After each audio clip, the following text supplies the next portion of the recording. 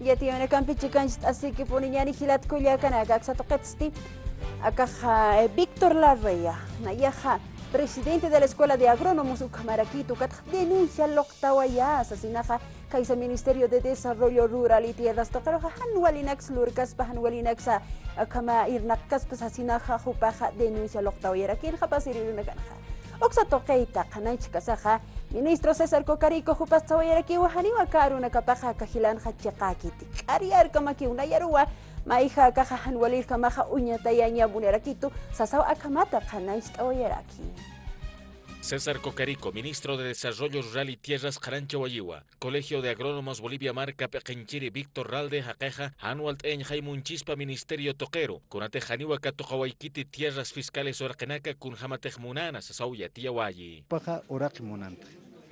Nanakaj Oraki Hach Orakinaka Munhab Tukchurapjet Sasrito, Okarok Sarakitua Naja Irnakaña Munta, Mam Chique.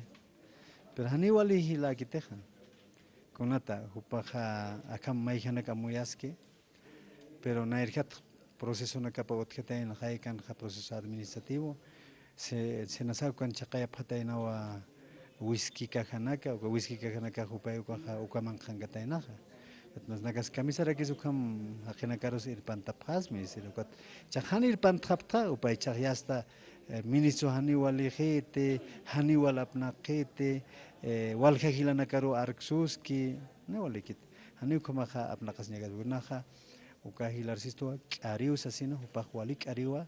Ministro Cocarico Yatia Huayiwa, Callanta Tapa Pesca Tunca Procesos Administrativos Funcionarios Irnaquerinakaru, Ucamaraki Pesca Procesos Penales Huchancha Huinaca, Ucatjamoa Turcata Funcionarios Ministerio de Desarrollo Rural y Tierras Toquenas Asauya, Tisihuayi. Nosotros hemos identificado en las diferentes áreas muchas personas que quieren aprovecharse de nosotros.